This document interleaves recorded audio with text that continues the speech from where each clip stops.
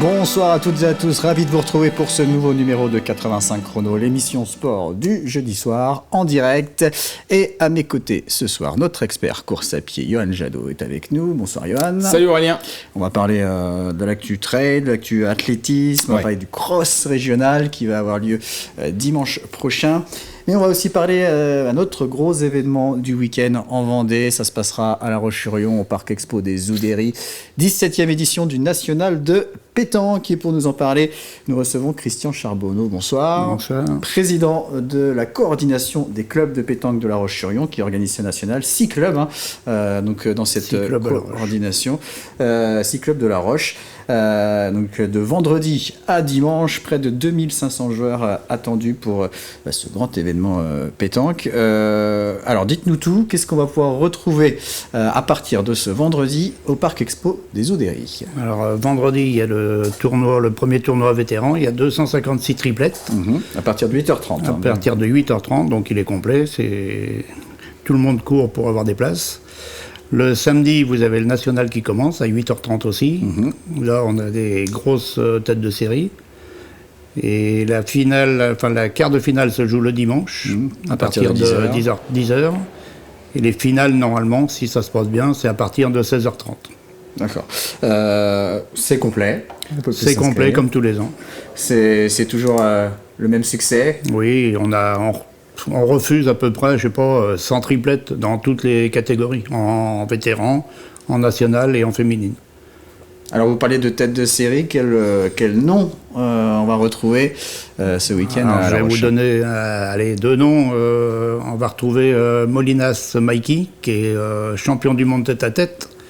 C'est pas mal. Et l'autre belle équipe, ça sera Feltin Moineau et Elfried Moïse, qui sont champions de France 2023. Alors, il y a quelques têtes d'affiche, on va dire, qui vous échappent dû à une concurrence. Il y a une concurrence cette année. On tombe en concurrence avec le PPF. C'est Passion Pétanque France.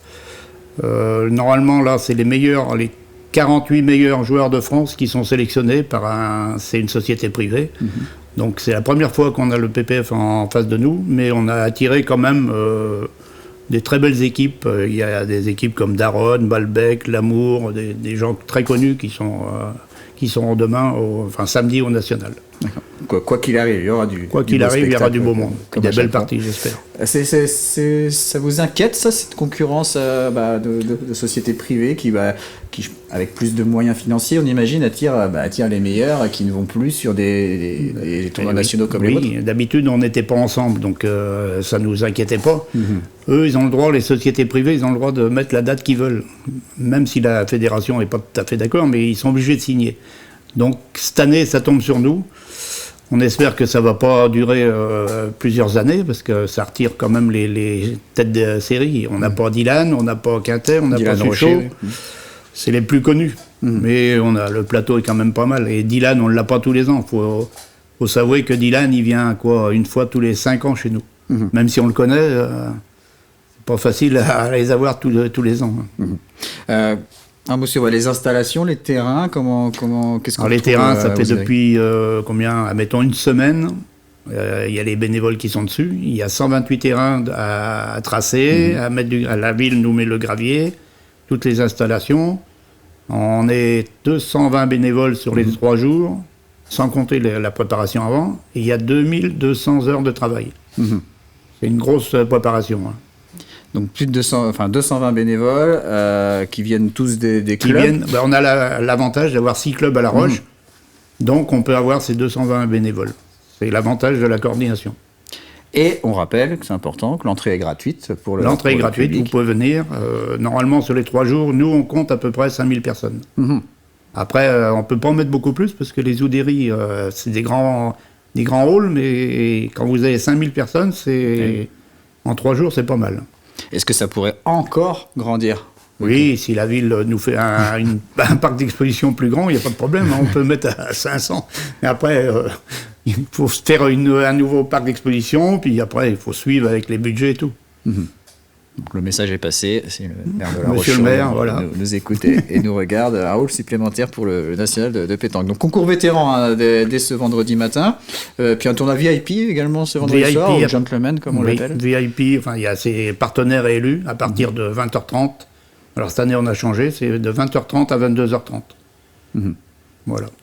On va continuer à parler de ce national de pétanque et de la pétanque même sur La Roche-sur-Yon de manière plus générale dans quelques instants. Mais comme chaque jeudi, on va vous présenter les différents rendez-vous sportifs du week-end. Et il y aura du football avec, pour commencer, en National 2. Alors là, 2 équipes vendéennes qui se déplacent ce week-end pour la 15e journée. Le leader, les Herbiers, ira jouer ce vendredi soir à Angoulême, 8e au classement avec un match en retard. Alors que la Roche-Vendée Football, 2e au classement, ira défier Saint-Privé et Saint-Hilaire, 4e. On jouera également à l'étage en dessous en National 3 avec la 15e journée. Il y aura un derby vendéen samedi à 17h entre la Châtaigneraie, 11e au classement, et Fontenay, 6e. Et puis une heure plus tard, 3 matchs avec notamment le leader, le Poiré-sur-Vie, qui accueille Saint-Philbert, qui est 3e à 1 point des Genoux. La Lanterne Rouge, les Sables FCOC, affrontera Choret, 8e, et puis Chaland, 9e, accueille Sablé-sur-Sarthe. Ces 3 matchs donc, qui débuteront à 18h. Et puis toujours en football, ce sera la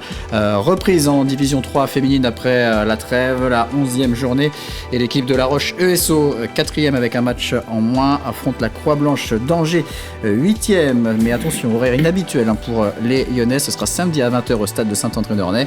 Et à noter que juste avant, à 17h, il y aura un match comptant pour les 8e de finale de la Coupe des Pays de la Loire entre l'équipe de Régional 1 de La Roche-ESO qui va recevoir Saint-Georges-la-Guyonnière. Du handball avec là aussi une reprise après une longue trêve en National 1 masculine, la 15e journée. Et l'équipe de Pouzauges, 13e et dernière au classement, qui affronte Vernon-Saint-Marcel, 8e à 19h à la salle de l'Étoile. Au match aller, les Pouzaugais s'étaient inclinés 39-28. En ring hockey, 11e journée de National 1 Élite, la dernière de la phase aller, et l'équipe de la Vendéenne, 2e au classement, se déplace à Lyon, 6e. Ce sera samedi soir à 20h30. Du hockey sur glace avec une rencontre de haut de tableau en Division 2, match comptant pour la 16e journée. L'équipe de La Roche-sur-Yon, le Hogli, 2e, affronte Rouen, 3e. 1 point seulement entre les 2 équipes. Coup d'envoi à 18h30 au complexe aquatique patinoire. Et puis en volleyball, on jouera la 13e journée de National 3 féminine.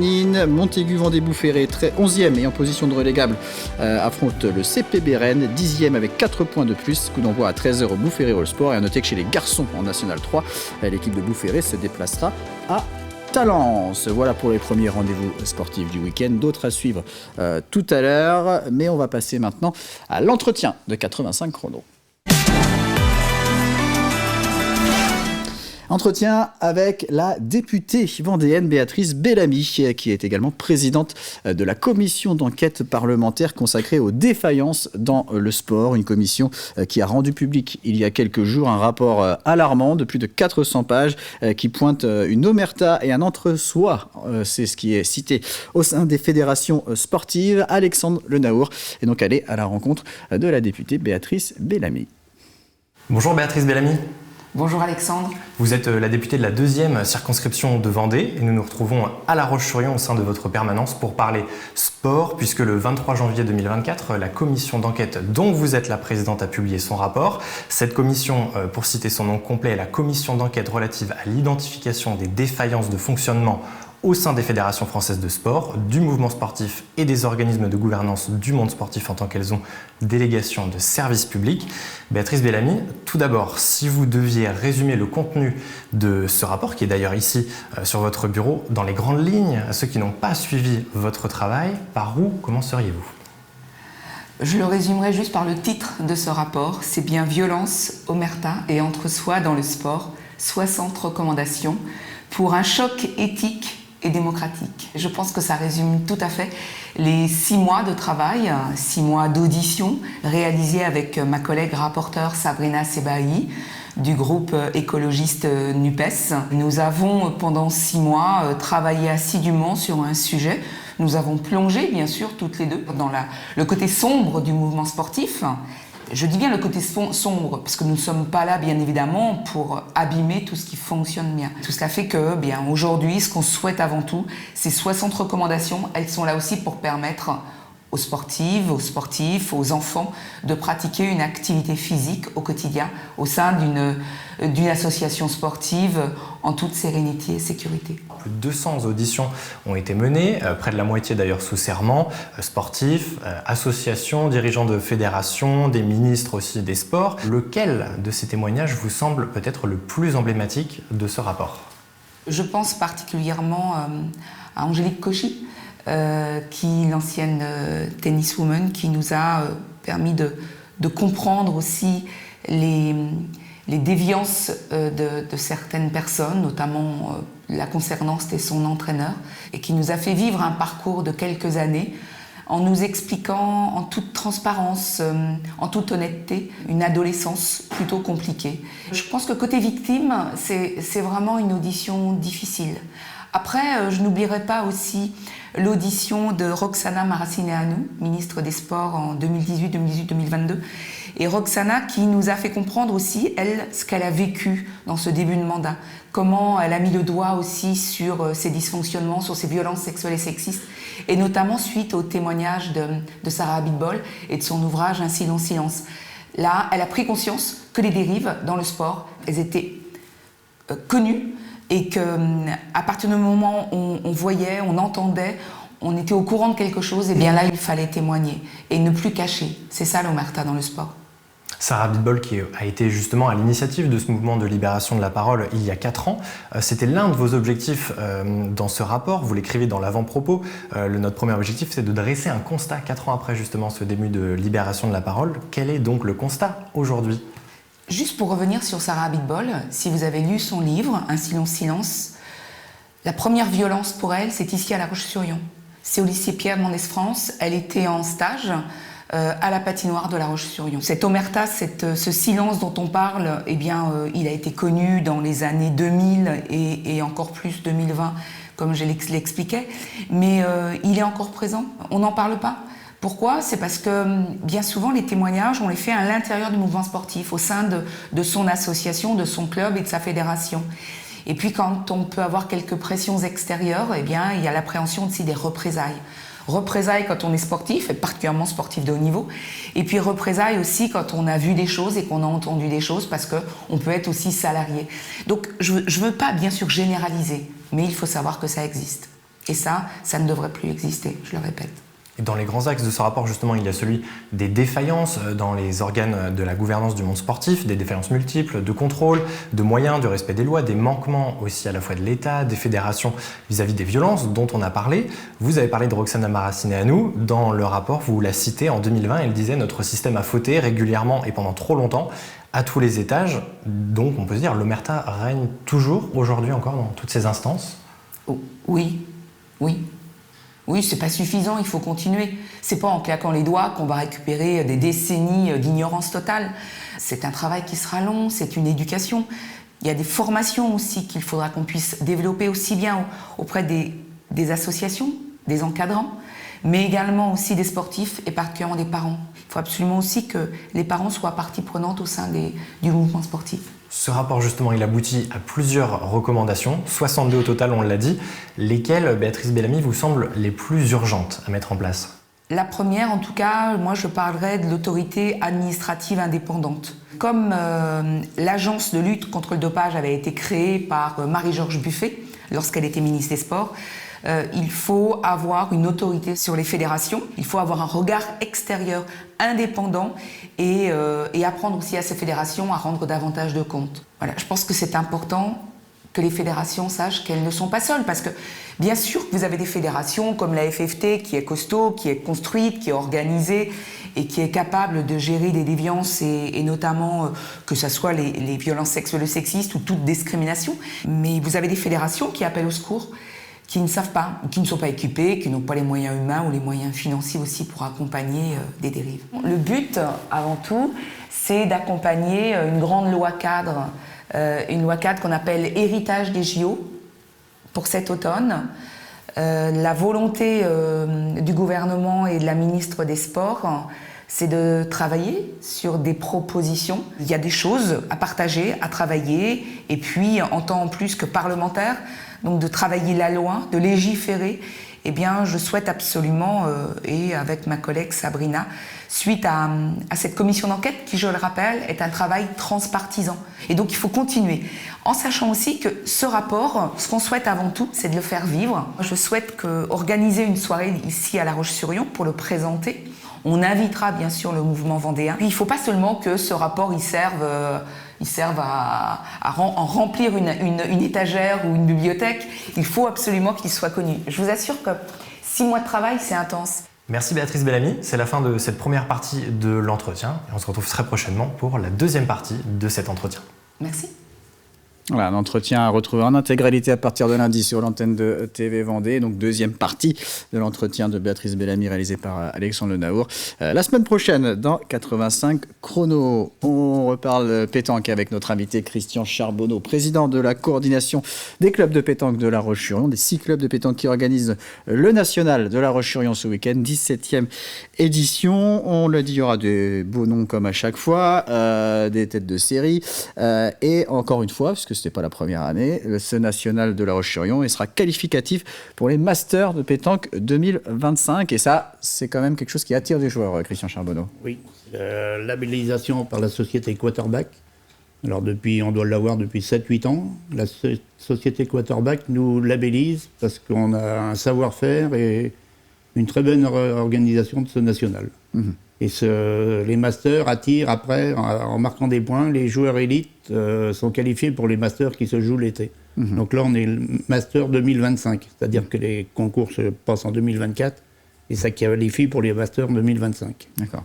Donc quand vous dites que le National de La Roche fait partie des meilleures organisations et du savoir-faire, concrètement, qu'est-ce qui marche bien, qu'est-ce qui vous distingue des autres ? Après, nous, on a toujours suivi les règles, c'est-à-dire qu'il y a 256 équipes. Nous, on prend 128 terrains pour 256 équipes. Il y a des nationaux qui prennent 512 équipes et qui ont 128 terrains. Mmh. Donc là, il y a un moment où ça marche moins bien.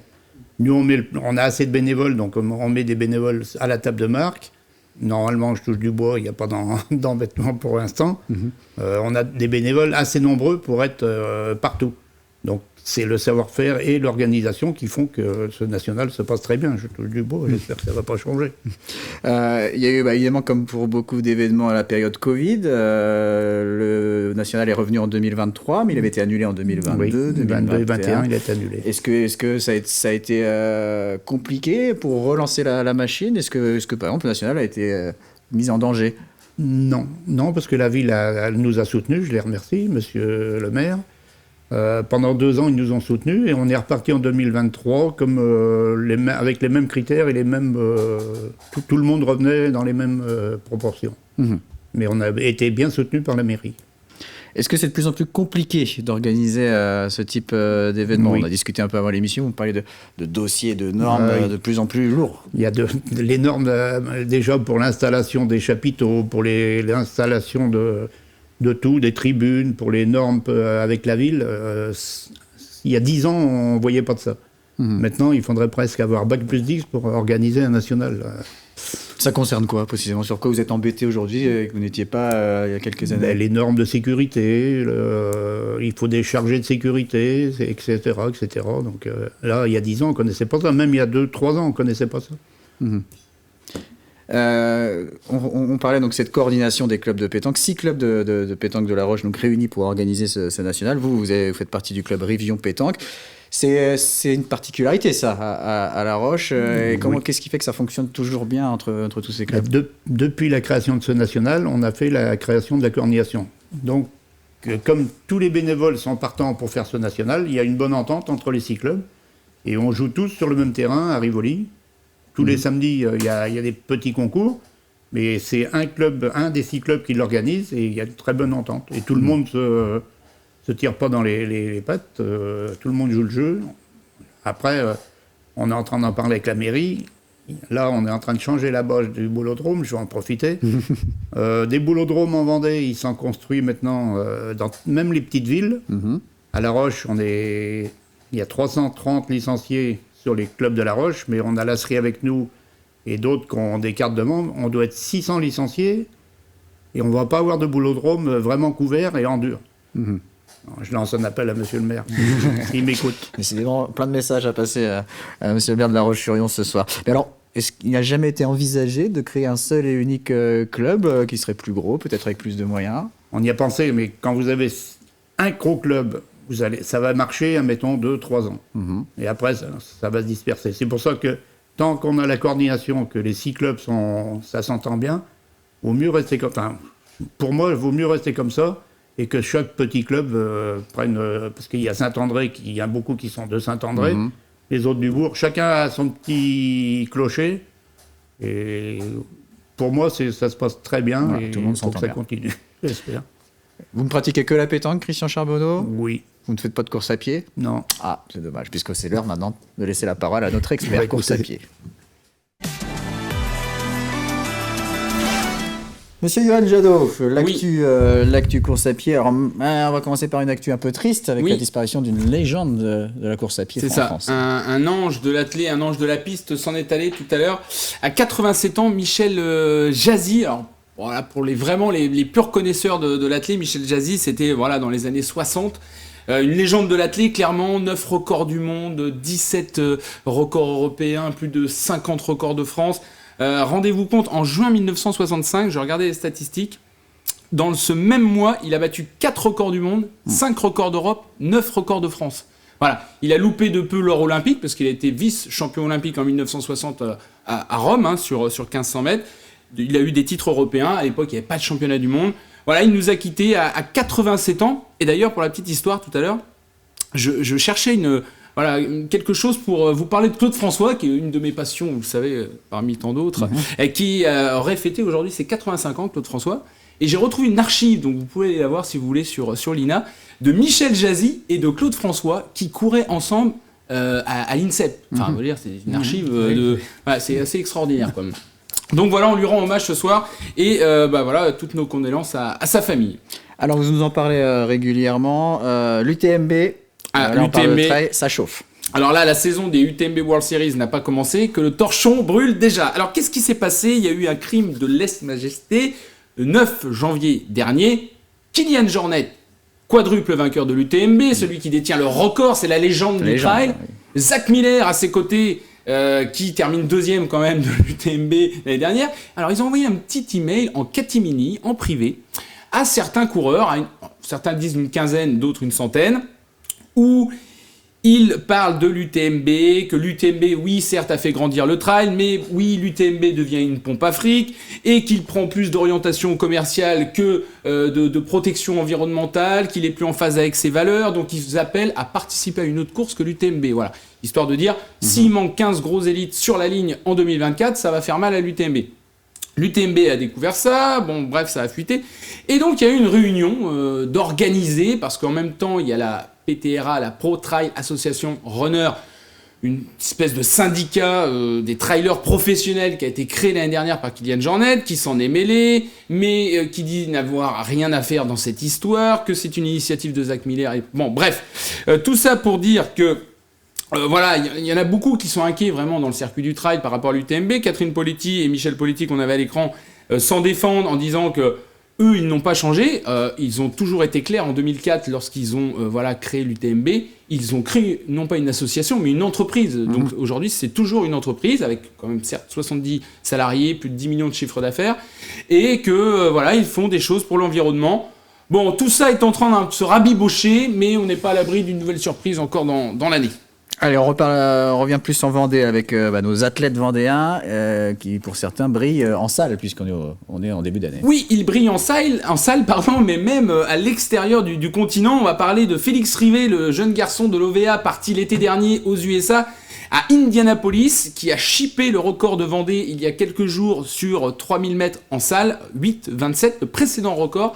C'était celui établi par Oscar Thébault, l'autre pépite de l'OVA, à qui je souhaite bon rétablissement parce qu'il a été victime d'une fracture à la hanche, une fracture de fatigue à la hanche, qui est quand même une fracture assez rare et assez sérieuse, concerne 2 à 8% des fractures de fatigue.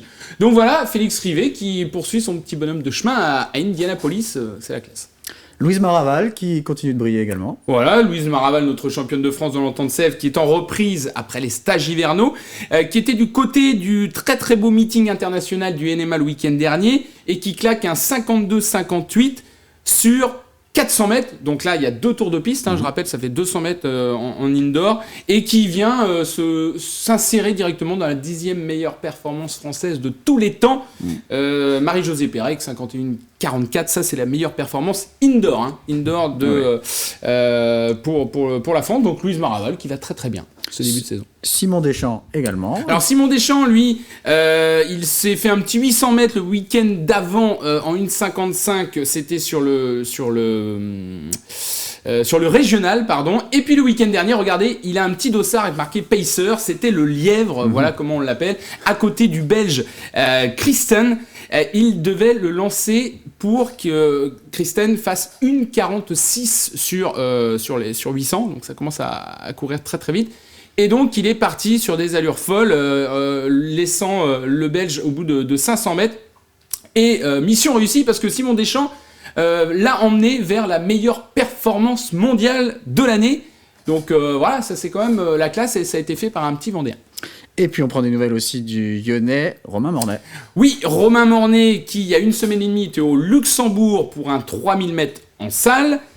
Et notre professeur d'EPS a récidivé le week-end dernier puisqu'il était sur son premier 1500 mètres indoor du côté du World Athletic Indoor Tour Gold d'Ostrava. Ostrava, bien sûr, on le connaît, c'est en République tchèque, bien évidemment. Il n'y a rien de spécial à faire, mais en tout cas, Romain a brillé là-bas et il a claqué un 3,37. Donc, ça nous donne 3,37, clairement, record des Pays de la Loire. Ça nous donne la meilleure performance de la saison, la 9e meilleure performance française de tous les temps et la 5e meilleure performance mondiale de l'année. Bon, l'année vient juste de commencer. Il sera demain à Miramas et ensuite à Liévin pour le gros meeting en salle. Un des grands rendez-vous du week-end à venir, donc ce sera dimanche, les régionaux de cross. Oui, les régionaux de cross donc à Pontchâteau, dans un haut lieu du cyclocross mondial et européen, à Couette-Rose exactement. 2500 athlètes sont attendus. Ça va commencer à 10h avec le cross court femme sur 3930 mètres. On va enchaîner ensuite avec les messieurs, avec toutes les catégories de Benjamin à Master. En passant un rapide état des lieux des forces, sur cross-court, on retrouvera Théo Rajo qui va tenter d'aller chercher la breloque face à quand même une belle concurrence, Anthony Baumal, Jawad Abdelmoula. Sur le cross-long homme, chez les espoirs, il va y avoir du duel, en l'absence encore une fois d'Oscar Thébault avec Romain Guéry, mais attention à Anatole Berthou, jeune garçon du Maine-et-Loire qui a quand même eu 2 titres de champion de France de course en montagne. Bref, du côté des masters, des Cyril Valin, des Moreau, des Coutons, des Guillard. J'en passe et des meilleurs, donc un très très beau plateau qui va nous ouvrir les portes tranquillement dans 15 jours de l'interrégion de la demi-finale des championnats de France à Châlons le 17 février, mais on aura le temps d'en reparler, Aurélien. Vous reviendrez bien évidemment nous en reparler. Voilà. Merci beaucoup Yann. Alors peut-être très rapidement annoncer les quelques courses à venir. Oui, parce que c'est vrai que l'agenda des courses à pied en janvier était assez pauvre, mais là en février ça se garnit petit à petit. Trail du Pays de Mont le 11 février avec du canicross et du canimarche. La course nature, la Martinoyenne bien sûr, ce sera le 18 février à Saint-Martin-des-Noyers. Le BWT, le Winter Trail du Cap Nature Beaulieu 24-25 février et le Buxa Trail à la Boissière de Montaigu, ce sera le 25 février. Donc voilà, 4 courses plus les demi-finales du championnat de France. Le calendrier qui se garnit de plus en plus. Très bien, merci Yann. On parle de boxe maintenant avec quelques images de Mélissa Leonetti du Ring Chalandais, qui est la première boxeuse vendéenne à participer au championnat de France de boxe anglaise qui auront lieu les 17 et 18 février prochains à Olin dans le Nord, au programme demi-finale le 17 et on l'espère pour elle finale le 18. Originaire de Normandie, elle boxe depuis 5 ans et elle est arrivée en Vendée il y a 1 an et donc en préparation de cette grande échéance, les entraînements sont actuellement assez intensifs avec notamment l'entraîneur Jacques Guyot ou encore le président Joseph Jacques Guillet, pour l'entraîneur. Mathis Pires est allé à la rencontre de Mélissa et du président du club de boxe de Challans. On les écoute. Beaucoup d'entraînements intensifs. On travaille le cardio et beaucoup de techniques aussi. Ils font venir des boxeuses aux alentours pour m'entraîner physiquement. Et voilà. Elle commence à bien travailler son mental. La détermination, elle l'a. C'est une puncheuse, elle fait mal. La preuve, c'est que sur les 3 combats qu'elle a fait, elle en a gagné 2 par arrêt de l'arbitre. Déjà, ça vous montre que c'est une puncheuse. Après, si on travaille encore ça, elle peut faire encore plus mal. Et je pense que là-haut, ils vont se souvenir de Mélissa. Alors, rendez-vous le 17 février pour Mélissa Leonetti. Justement, on reste dans la boxe avec un nouveau rendez-vous du week-end. Ce sera vendredi soir, une soirée boxe 85 avec au programme un combat pro d'Enzo Gros de boxe 85. Ce sera son 4e combat pro, le premier à domicile face au Géorgien Giorgi Kogelani. Ce sera en 6 rounds de 3 minutes. Les 2 boxeurs qui totalisent chacun 2 victoires, 1 défaite. Il y aura également un combat olympique avec le frère d'Enzo, Hugo Gros. Et puis 7 autres combats amateurs avec des boxeurs du club Sablais. Donc rendez-vous à la salle Pierre de Coubertin vendredi soir à partir de 19h. Du basket ce week-end également avec la 15e journée de Ligue féminine. Après la victoire à Landerneau, les Tigresses de La Roche-sur-Yon, 10e au classement, reçoivent le co-leader Villeneuve d'Ascq, emmené par l'ex-lyonnaise Caroline Herriot. Le match aura lieu ce vendredi à 20h. Toujours en basket en National 1 masculine, 23e journée. Chaland, 8e avec 11 victoires et 11 défaites, accueille Tours, 3e avec 14 victoires. A noter que l'équipe des Sables sera en déplacement chez le leader Quimper. Le match de Chaland, ce sera ce vendredi soir à 20h30. Toujours en basket en National 2 féminine, 15e journée. L'équipe espoir du RVBC, 10e avec 3 victoires, accueille l'équipe de Rennes Avenir, 8e avec 6 victoires. Ce sera samedi à 17h15 en National 3 masculine. 16e journée dans la poule D, Luçon-Saint-Gemme affronte Orléans. Chambretot se déplace à Orme et La Roche-sur-Yon à Clisson. Dans la poule E, Salertaine affronte Quimper. Tandis que Chalon-Riévy sera en déplacement à Caen-Hérouville. Tous les matchs auront lieu samedi à 20h. Et puis dimanche à 15h30, 15e journée de National 3 féminine. L'équipe de l'Étoile Riévy accueille Limoges. Les Herbretaises seront en déplacement à Vertou. Et Chantonnay-Saint-Germain ira jouer à Choret. Ça, c'est dans la poule D. Dans la poule E, le match ira jouer à Brest. Il y aura également du tennis fauteuil ce samedi à La Roche-sur-Yon avec une rencontre du championnat de National 1 par équipe. L'équipe de La Roche-sur-Yon accueille Voisin le Bretonneux avec Geoffrey Jaziac et Pierre-Jean Gautron à partir donc de 13h30 au Terre Noire. Et puis on termine avec de la gymnastique avec les demi-finales des coupes FSCF pour Fédération Sportive et Culturelle de France, compétition individuelle féminine et masculine. 200 gymnastes tenteront de se qualifier pour la finale nationale qui aura lieu les 16 et 17 mars en Ardèche. On termine cette émission comme d'habitude avec le quiz. Et donc, Christian Charbonneau, on va tester vos connaissances en matière de pétanque. Alors, face à vous, on va dire que vous avez quand même un outsider. Petit cochonnet. Petit cochonnet, comme on l'appelle dans le milieu de la pétanque, Johan Jadot. Quelques questions. Donc, cette fois, c'est moi qui me suis collé en l'absence d'Alexandre. Première question, Christian Charbonneau et Johan Jadot. Quels trophées, au pluriel, équivalents au César ou aux victoires de la musique, sont attribués aux meilleurs comités, fédérations étrangères et vainqueurs du mondial à pétanque ? Le plus beau trophée, c'est le but d'or. Alors, c'est pas ça. C'est pas ça. Non, parce que c'est réservé à des membres des comités et tout ça. Alors, ça porte le nom d'un chanteur qui aimait beaucoup jouer à la pétanque. Salvador. En effet, c'est ça. Les Salvador de la pétanque qui sont remis chaque année donc au meilleur comité, à la meilleure fédération étrangère et aux vainqueurs du mondial. Allez, une autre question. Après la France, quel pays compte le plus grand nombre de licenciés dans le monde ? Suisse. C'est pas la Suisse. Belgique. Non plus. Thaïlande. Thaïlande, en effet. C'est les bonne réponse. 60 000 Ah oui. licenciés en 2021 en Thaïlande. Bon, 226 500 en France, qui est loin devant, mais c'est la Thaïlande. Mais la Thaïlande, c'est un sport national. C'est-à-dire qu'ils l'apprennent à l'armée. Enfin, c'est ceux qui sont à l'armée qui continuent. C'est les meilleurs joueurs. Maintenant, c'est presque les meilleurs joueurs du monde. Voilà, vous aurez appris quelque chose, Johan Jadot, ce Non, soir. ils sont, oui. Sur 50 éditions, combien de fois la France a-t-elle remporté le championnat du monde de triplette ? 40. Ah, moins, quand même. Moins. Ah, pas mal. 32. On s'en rapproche. La bonne réponse, c'était 29. 29 fois. Optimisme. Allez, une dernière question. Là, Johan Jadot, vous n'avez pas trouvé. Mais peut-être Christian Charbonneau. Comment s'appelle le jeune prodige, âgé de seulement 13 ans et parrainé par Philippe Quintet, qui brille actuellement sur les tournois nationaux ? Jacquet. Voilà, ça a été tac au tac. Sacha Jacquet, qui vient du Cher, 13 ans seulement, et qui fait beaucoup. Ils disent parler. que ce sera un futur Dylan, mais après... Il ne sera pas là ce week-end. Non. Bah, c'est bizarre, parce qu'ils sont pas si loin que ça. Ouais. Ils sont du 37 ou je sais L'année plus. prochaine peut-être. Oui, ils sont du Cher, du département du Cher. 18. Non, 30. On va s'arrêter là, puisqu'on arrive à la fin de cette émission. Merci beaucoup, Christian Charbonneau. Merci. Bon courage pour ce week-end qui va être intense pour vous et pour les 220 bénévoles. Donc à partir de ce vendredi 8h30 et donc jusqu'à dimanche. Merci Johan. Salut Aurélien. À bientôt et merci à vous de nous avoir suivis. Très bonne soirée à tous.